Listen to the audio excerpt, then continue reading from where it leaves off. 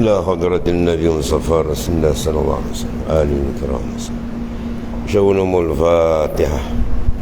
أعوذ بالله من الشيطان الرجيم. بسم الله الرحمن الرحيم. إياك نعبد وإياك نستعين. صراط الذين أنعمت عليهم غير المغضوب عليهم حول الله.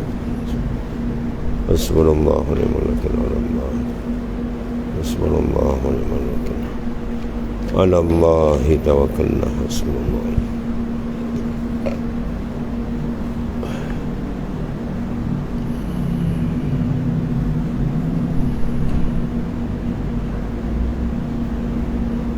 Soal.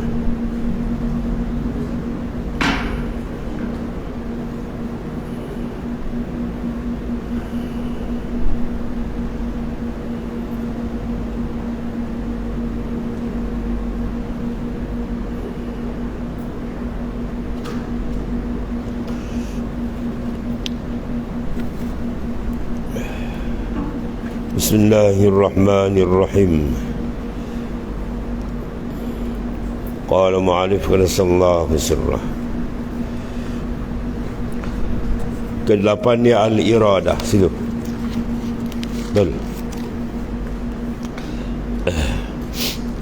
Kedelapan yakni daripada 20 sifat yang wajib mengikut aliran Maturidiyah.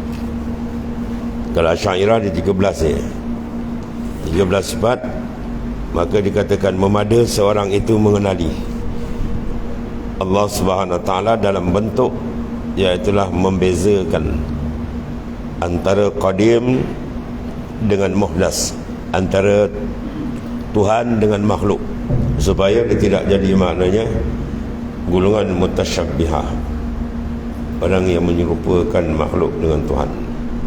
Oleh kerana itu mengenali Allah Ta'ala adalah dasar yang wajib, dan mengenali Allah Ta'ala dengan sifat. Kita kenal orang ni dengan sifat ni.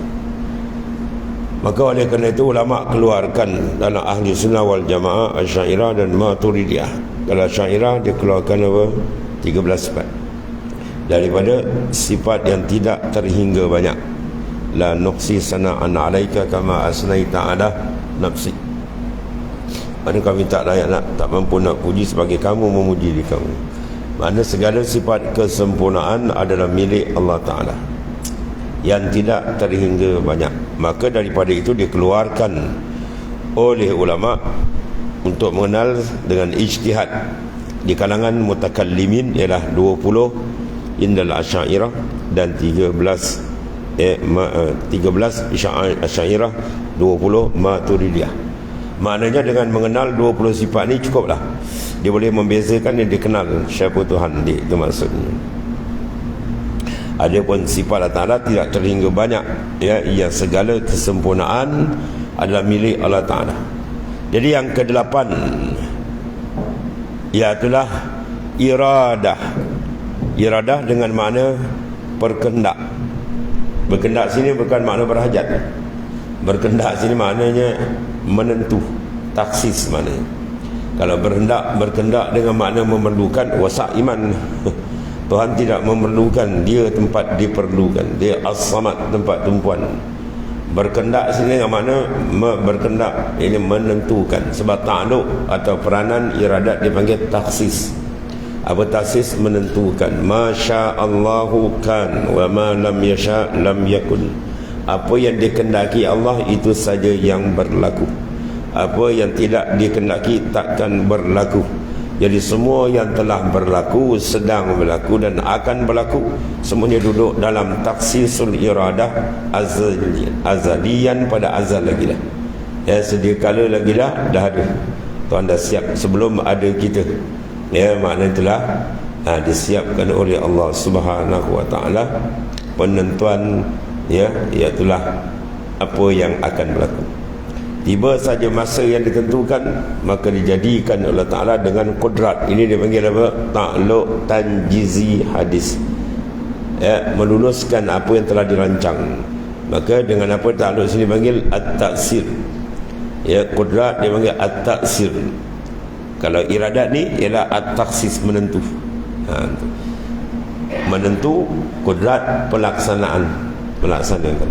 Jadinya tidak ada satu makhluk yang terlepas daripada ilmu Allah, iradat Tuhan, kudrat Tuhan, tak ada. Semua terikat dengan dia. Yang kesembilan ialah al-ilmu. Ilmu yang qadim, yang sedia kala, bukan ilmu yang baru.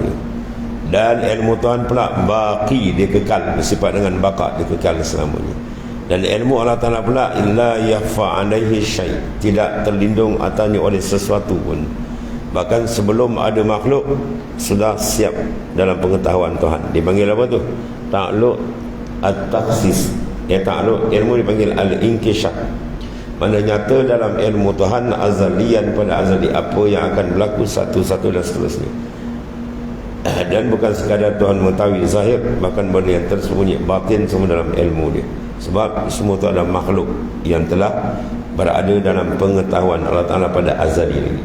Itulah kehebatan sifat ilmu Allah Ta'ala yang tidak ada serupa dengan ilmu makhluk yang baru. Yang ke-10 dia ialah hayatun.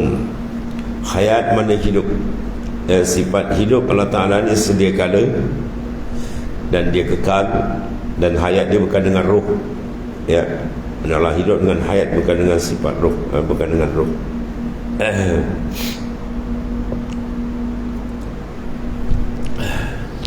Habis.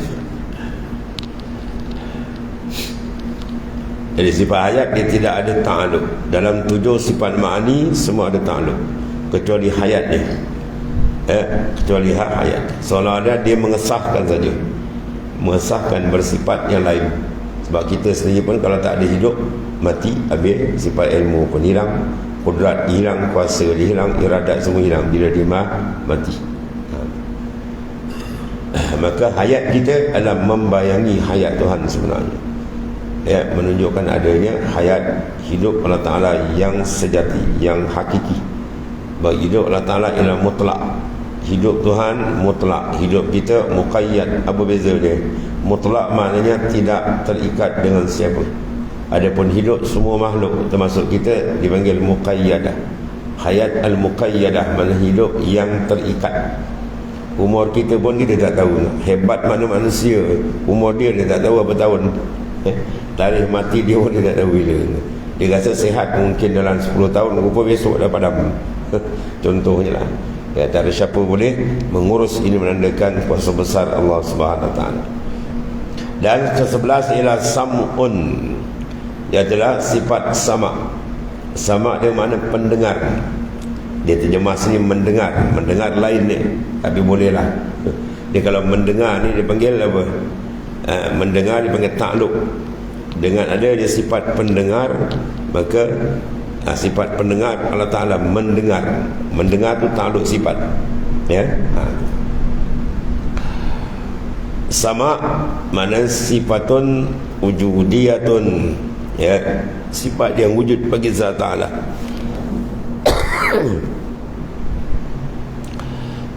Maka ta'alluq sama apa dipanggil inkishaf. Sama ilmu basar, ta'alluq dia apa? Inkishaf, mana nyata.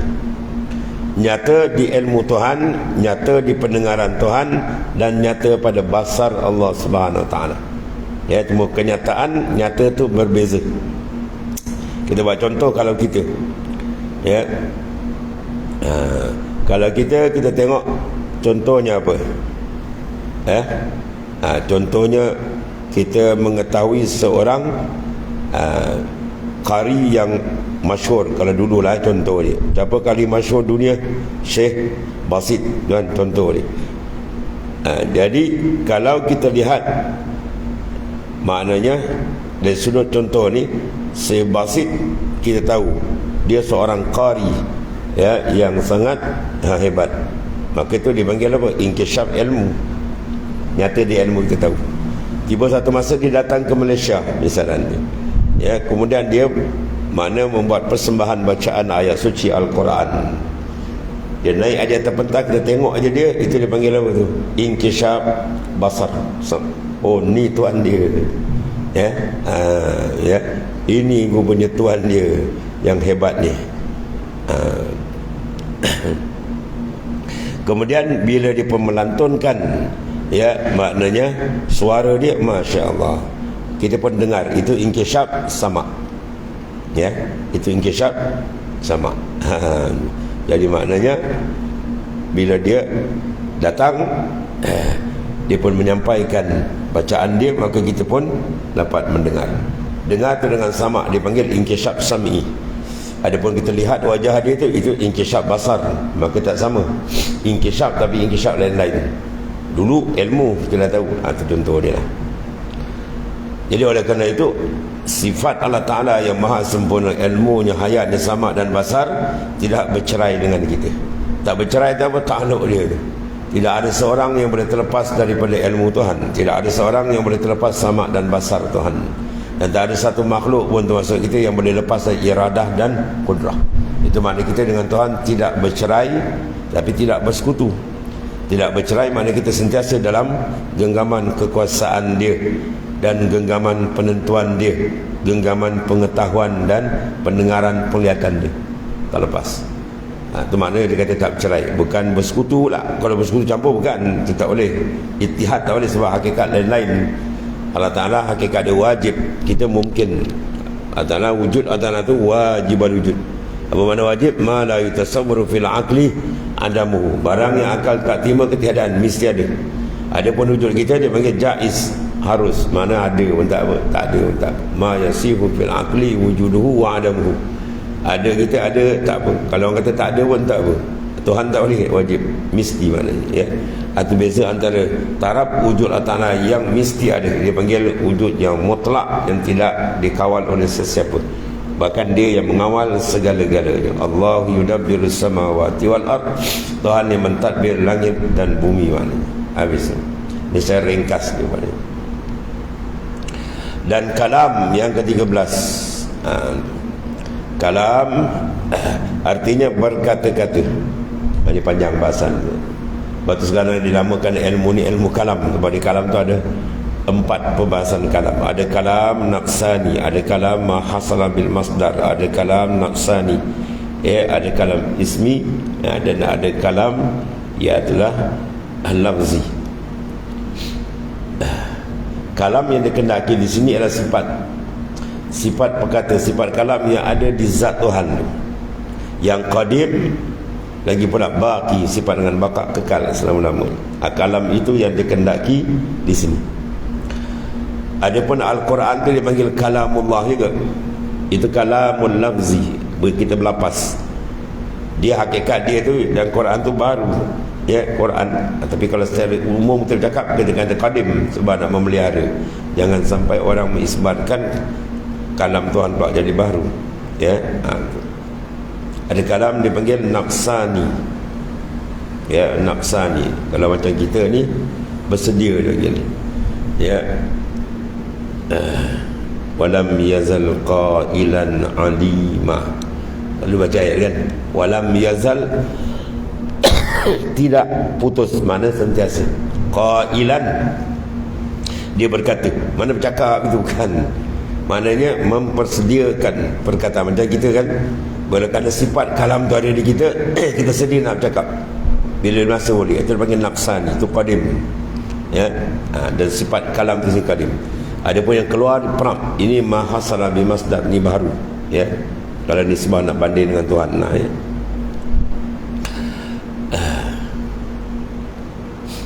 Sebab tu kita bercakap pun dengan kalam.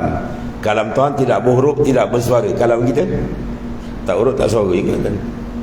Kalam kita ni tak ada huruf, tak ada suara juga. Habis serupa dengan Tuhan, tak serupa. Tuhan punya qadim, kita punya baru dijadikan, ya. Sebab tu kalau kita tanya, kita bercakap dengan apa tuan? Ya? Kita bercakap dengan apa? Kita mendengar dengan apa? Kita melihat dengan apa? Kena jawab. Melihat dengan mata, mendengar dengan telinga, bercakap dengan mulut. Betul? Salah. Kalau bercakap dengan mulut, salah. Bercakap dengan sifat kalam yang Tuhan letakkan di lisan kita, ya. Berapa banyak orang yang ada mulut tapi bisu? Orang bisu ada mulut tak? Kalau kata bercakap mulut, mana orang bisu tak ada mulut dah tentu. Ya?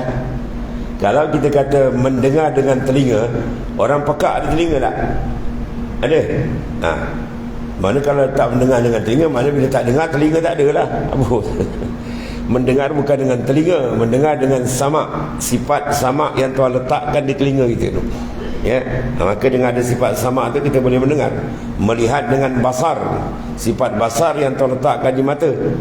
Ya, bukan melihat dengan mata, melihat dengan basar yang diletakkan di mata, sifat tu. Kalau Tuhan tarik sifat tu, orang panggil buta celik. Mata ada tapi tak nampak.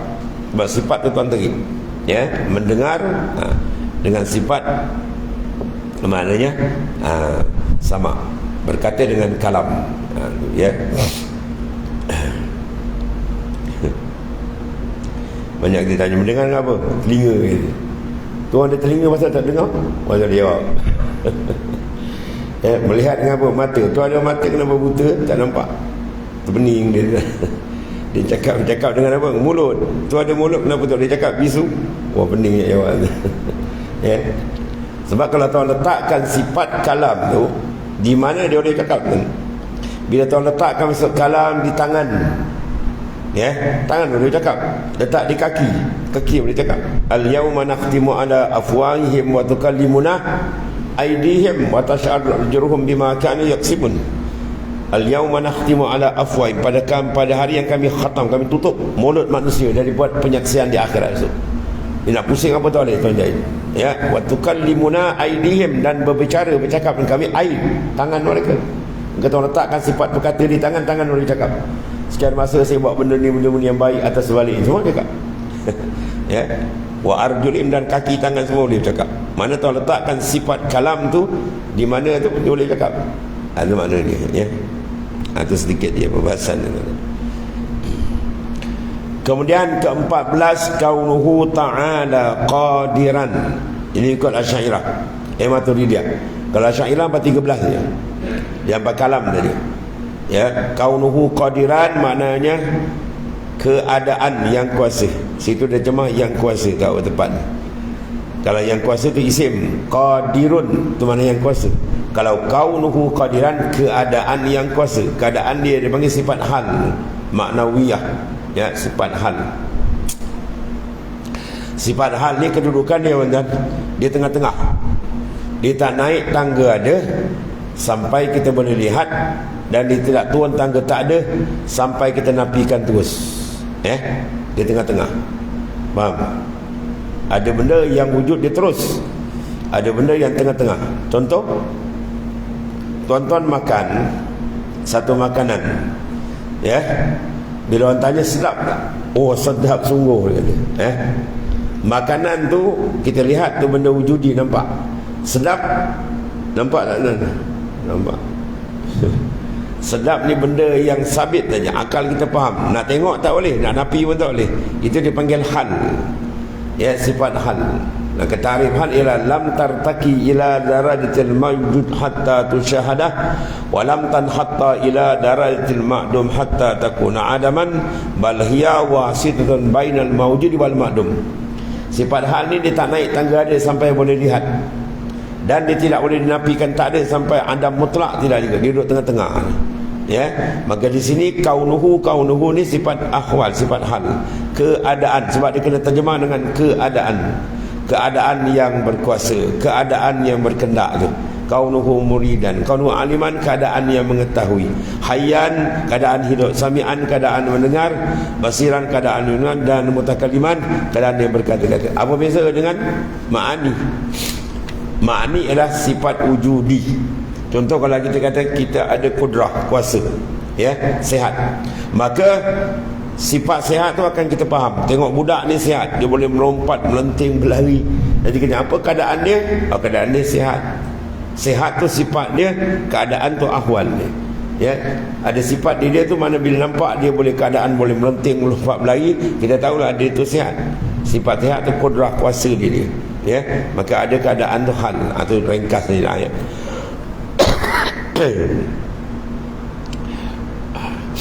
Maka apa takrif beza? Ya, kalau Asy'ariyah, sebab dia tak kira, dia kata apa? Ma'nawiyah di sisi Asy'ariyah ialah ibarat berdirinya ma'ani di zat. Ya, ibarat berdirinya ma'ani di zat itu dia panggil ma'nawiyah tu tak kira itu. Kalau Maturidiyah dia kira sebagai apa? Irtibat. Apa makna qadiran? Ialah irtibat bainal qudrah wa zat. Irtibat pertambatan antara qudrah dengan zat. Itu dia kata qadiran. Pertambatan irtibat bainal iradah wa zat itu dipanggil muridan.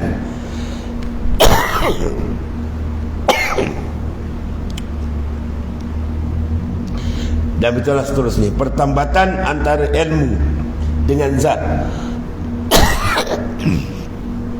Itu dipanggil aliman. Itu beza antara ilmu dengan aliman.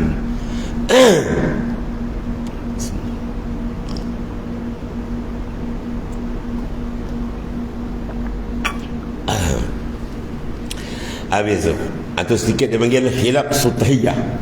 Hilaf peringkat pucuk-pucuk sikit dia lah, ya. Itu di antara kekhilapan antara mutakallimin, ulama-ulama usuluddin, ya. Habislah.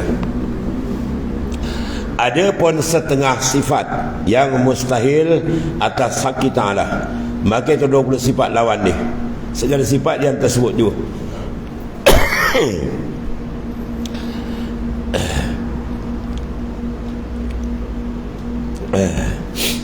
wujud, ya, sifat yang wajib. Lawan dia apa? Adam, ketiadaan, atau sifat mustahil. Ada setengah orang kata dah kira yang wajib apa nak kira mustahil, nak dia ingin tahqiq. Kita tak akan tahqiq mantap melainkan kita isbat dan nafi. Bagi kita diajar dua tu, an-nafyu wal isbat. La ilaha bu isbat illallah, berkemas tolak kemudian isbat, ya. Bawa wirid kita untuk tua dulu selalu bawa, kan? Kalau kenuri pun dia dibawa, kan? Apa wirid antara menunjukkan nafi wal isbat, wa man yu'min billah, ya, wa man yakfur bitaghut, kemudian wa yu'min billah, barulah dia panggil faqad istamsaka bil urwatil wusqa lam fisama laha. Wa man yakfur bitaghut, siapa yang menolak, itu nafi, menolak akan taghut. Apa taghut? Syaitan, iblis dan sebagainya. Lalu wa yu'min billah, itu isbat. Lalu beriman dengan Allah Ta'ala. Dia terima yang dia tolak yang tak betul dan menerima yang betul. Baru dikatakan faqad istamsaka bil urwatil wusqa, dia telah berpegang dengan tali yang kukuh, lam fisama laha, yang tidak akan putus selama-lamanya. Itu maknanya isyarat an-nafy wal isbat.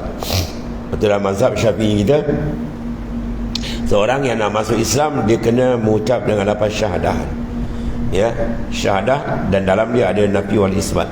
Lafaz asyhadu an la ilaha illallah wa asyhadu anna muhammadar rasulullah, atau dibobol syahadah di awal saja, ya, asyhadu an la ilaha illallah wa anna muhammadar rasulullah. Lebih terbaik dibobol wa asyhadu anna muhammadar rasulullah. Dan dua ni dia buat nafi isbat. Saksi tiada Tuhan, itu nafi. Selain Allah tiada bersifat ketuhanan, illallah, melainkan Ta'ala saja. Itu maknanya dua konteks, an-nafyu wal isbat, baru dikemas. Jadi maknanya dalam tiap-tiap satu sifat, 20 sifat ni ada 3 wajib fardu ain, ya. Tiap-tiap sifat tu, tiap-tiap satu sifat ada 3 fardu ain. Yang pertama isbat. Contoh al-wujud, kita isbatkan wujud ialah sifatun lillahi ta'ala, wajib. Mana kita berpegang Allah Ta'ala yattasif bil wujud. Kemudian nafi, yang kedua wajib menafikan lawan dia, ya, al-adam, ketiadaan tu muhalun ala Allah, mustahil Allah Ta'ala, ketiadaan tu mustahil. Kemudian iqamatul dalil, mendirikan akan dalil.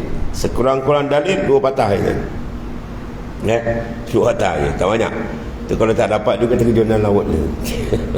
Ya, apa dia dalil dia? Semua 20 sifat tu dalil dia 2 patah je.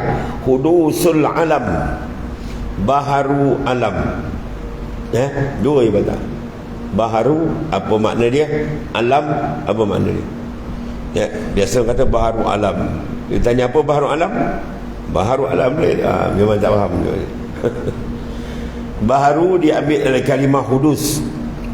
Hudus masdar daripada hadasa yahdusu hudus, yang bersifat dengan hudus dia panggil hadis.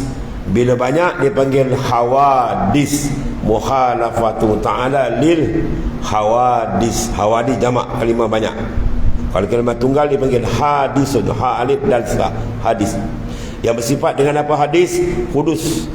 Hadis mana zat muttasif bil hudus. Zat yang bersifat dengan hudus dipanggil hadis. Hudus apa makna?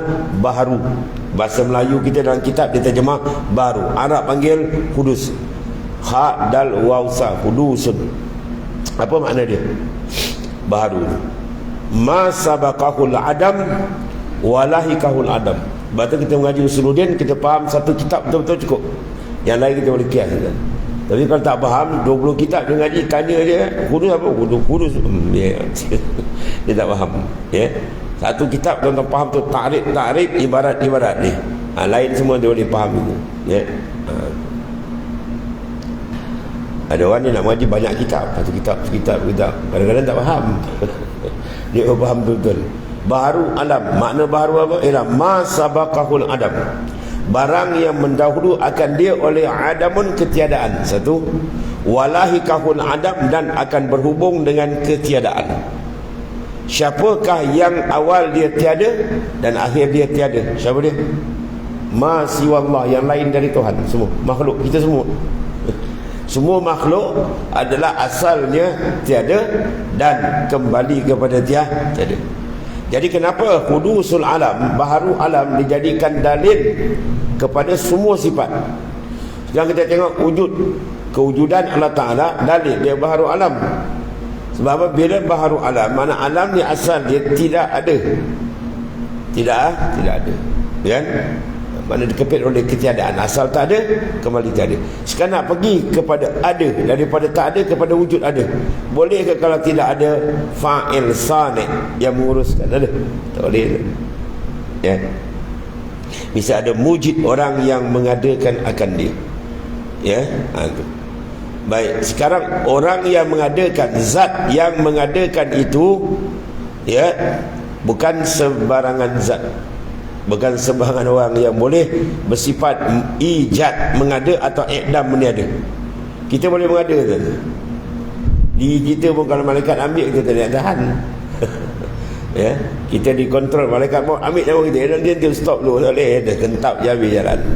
Ya, itulah dhaifnya kita.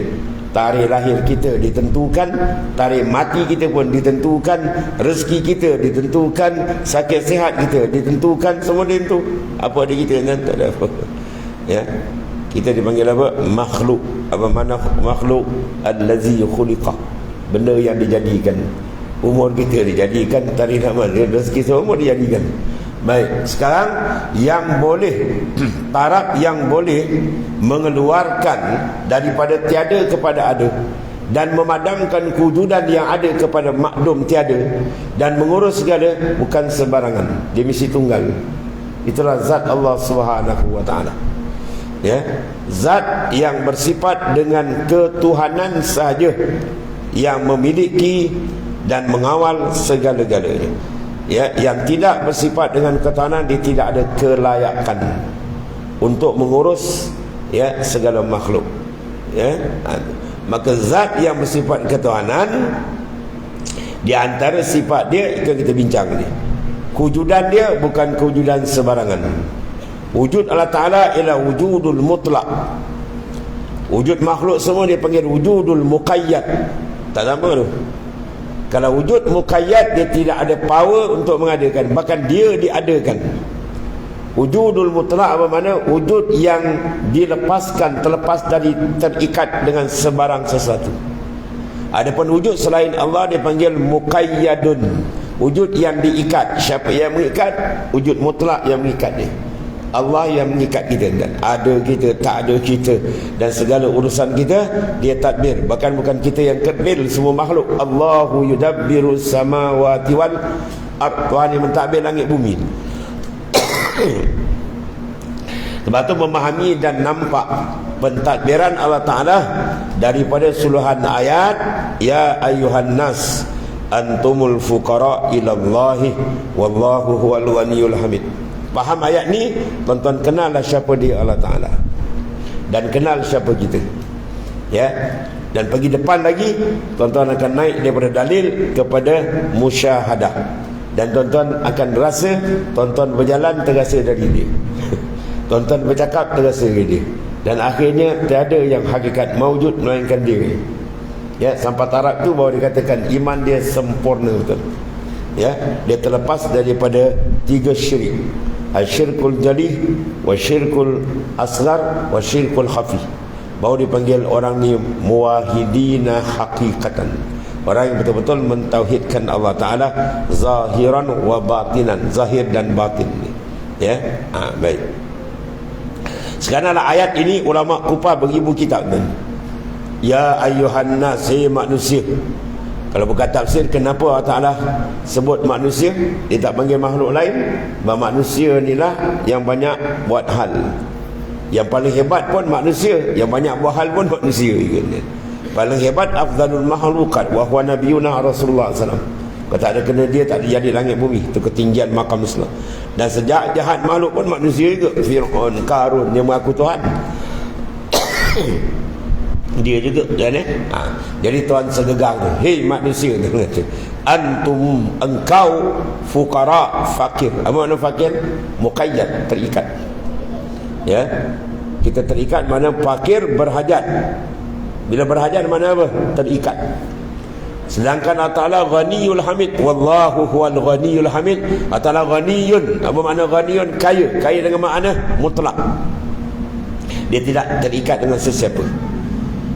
Jadi Tuhan sebenarnya ialah zat yang tidak terikat dengan sesiapa, dan yang lain terikat dengan dia. Itu maksud daripada ayat ni, ya. Daripada ayat tu maka ulama kupas didatangkan 2 makna sifat itu. Istighna ila an kulli ma siwa, satu, wa muftakiran ilaihi kullu ma ada. Terkaya daripada yang lain. Terkaya dengan makna apa? Bukan banyak harta sehingga dipanggil hartawan, bukan banyak duit sehingga dipanggil jutawan, kan. Kaya yang jadi fakir lagi, kan. Kaya dengan makna tidak berhajat. Itu makna kaya, ya. Kita kaya macam mana pun berhajat tak? Berhajat, sakit kamu lupa cari doktor pakar takut mam. Jadi mana kita berhajat? Bila berhajat bukan kaya. Kaya sebenar ialah tidak berhajat, mana terlepas, dia tidak terikat. Maka siapa yang ada sifat ni? Tunggal, dia je. Allah Ta'ala sahaja sifat kaya sebenar, kaya al-hakiki. Dia tidak terikat dengan sesiapa. Satu mana? Mana Tuhan mesti dia sifat itu. Kalau dia tak terlepas, dia dijadikan orang patung berhala, dia dibuat, itu kan Tuhan. Tuhan tu ya. Tuhan mesti dia terlepas. Tiba-tiba dia dijadikan, ya, orang buat dia, ukir dia, dia pergi sembah. Itu satu kebodohan, dipanggil jahiliyah. Jahil dipanggil jahiliyah, mansubun ilal jahli, dibangsakan kepada kejahilan dalam ketuhanan. Itu bukan Tuhan. Tuhan dia mencipta, bukan dia dicipta. Sebab tu salah besar orang yang bertanya siapa jadikan Tuhan. Kalau orang tu tanya tu, orang tu paling bodoh dalam dunia.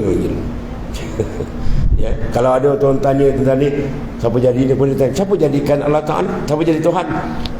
Ya, kalau dia tanya begitu, maka dia, awaklah orang yang paling bodoh dalam dunia. Soalan tu tak boleh keluar. Sebab bila Tuhan saja, dia bukan dia jadi, dia pencipta. Tuhan dipanggil Sani', Mujid, Fa'il. Itu panggil Tuhan. Kalau dia dijadikan, kita panggil Sani', dia panggil Masnu', dia panggil makhluk. Beza antara kalimah khalik dengan makhluk. Khalik mencipta, makhluk dicipta. Kalau dia dicipta, luput makna Tuhan. Bermakna dia dicipta, dia panggil makhluk. Bila panggil makhluk, dia berhajat dah. Berhajat, dicipta, asal dia tak ada. Benda yang dicipta, asal dia tiada. Kemudian dia ada, dia panggil penciptaan. Kalau dia tidak dicipta, itu mana wujud sebenar. Sebab tu sifat dia mesti qadim, dia sedia. Dengan makna wujud dia asliyun, ya, wujud dia asal. Kalau wujud makhluk bukan asli, dia panggil zaid, baru datang. Ya, wujud yang arid baru datang, asal tak ada, kemudian baru ada. Yang asal dia tak ada, kemudian baru ada, itu bukan Tuhan, itu makhluk. Faham ni? Sebab tu soalan kalau kata siapa jadi Tuhan, tu soalan yang paling bodoh ni. Orang tak faham ketuhanan, tak boleh keluar soalan tu. Ya. Kalau kata siapa yang menjadikan makhluk, tu boleh. Siapa yang menjadikan makhluk? Sebab makhluk tu makna allazi khuliqa, yang dia jadi. Kalau Tuhan makna allazi khalaqa, dia yang menjadi, bukan dia jadi. Sebab dia bersifat kidam. Satu. Yang kedua, makna ketuhanan dalam ayat apa tadi? Iaitulah wal ghani, dia terkaya. Mana bila sebut Tuhan, mesti dia tidak terikat dengan siapa, sebaliknya yang lain mesti terikat dengan dia. Jadi ya, yang lain mesti terikat dengan dia. Mana keterikatan itu menandakan dia mengurus segala-gala, itulah dipanggil ketuhanan yang sebenarnya. Maka baharu alam ni, makhluk ni menunjukkan wujudullah. Sebab apa? Tidak boleh keluar daripada ada, mesti ada pencipta. Dan pencipta yang mengadakan mesti taraf wujud dia hakiki. Nampak ni? Wujud hakiki mana wujud yang asli.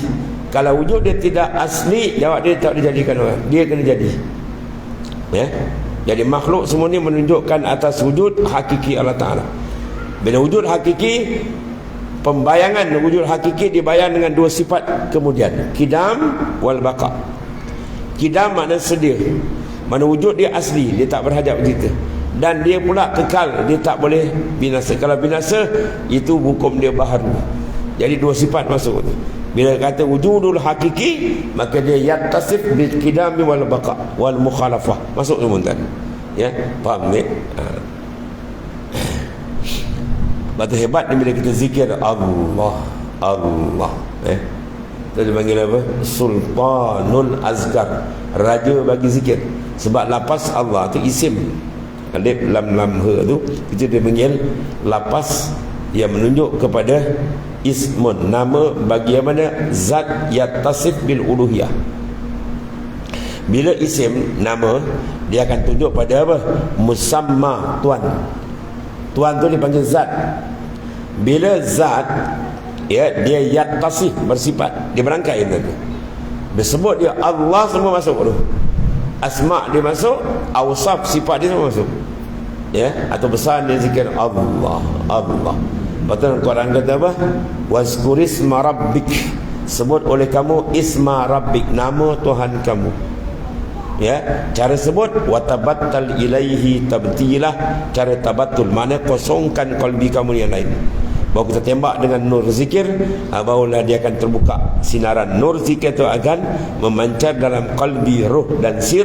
Ketika kita akan dapat satu maknanya pembukaan sedikit demi sedikit. Pertama, bila dia kekal sungguh-sungguh, dia akan dapat dihadiahkan kemanisan. Ya, tonton zikir sampai rasa manis. Bila dia dapat manis, dia naik satu lagi tahap, tuan bagi dia. Apa lagi manis? Dia akan dapat ishkun.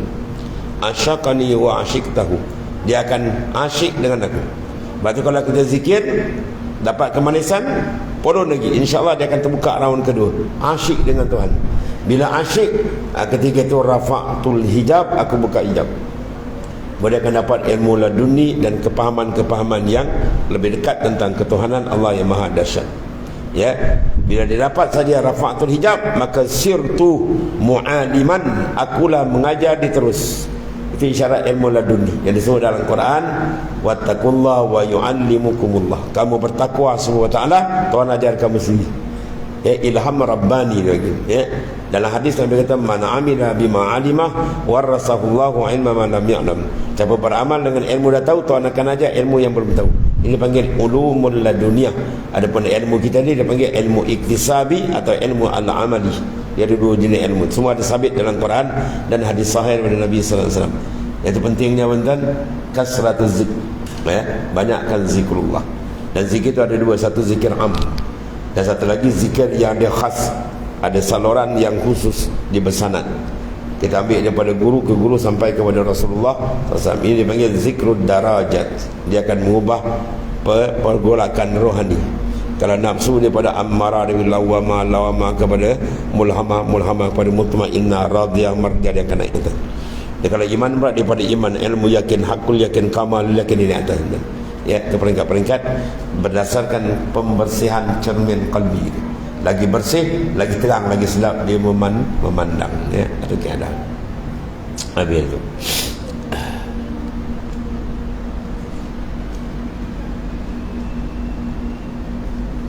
Ada pun sifat yang jaiz, mana yang harus. Arti jaiz adalah padahal Allah Ta'ala itu.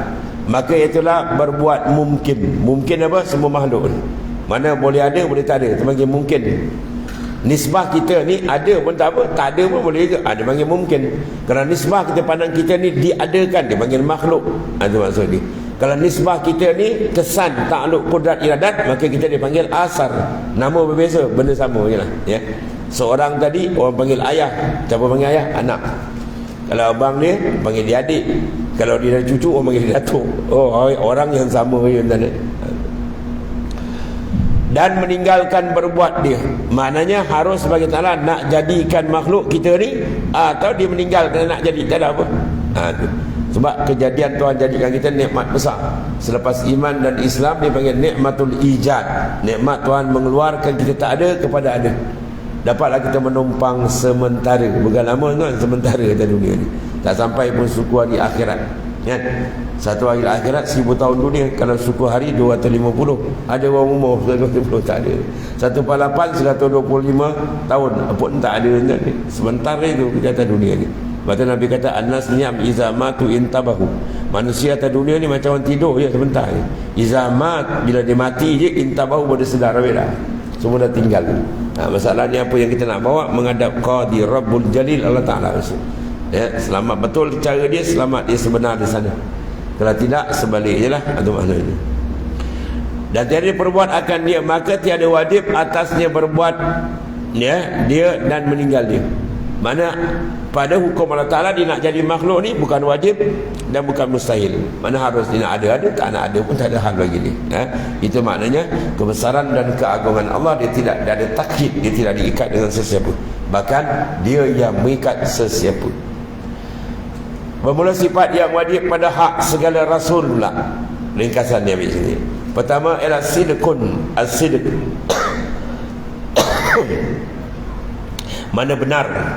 Apa saja yang keluar daripada mulut Rasul adalah wahyu. Wa ma yantiqu 'anil hawa in huwa illa wahyun yuha. Ya. Nabi tak bertutur melainkan semua wahyu daripada Ta'ala. Oleh kerana dia dapat ismah pemeliharaan rapi, Allah beri otoriti pada Nabi SAW. Wa ma atakumur rasul fakhuzuh wa ma nahakum anhu fantahu. Apa saja yang dibawa Rasul naklah kamu terima pakai.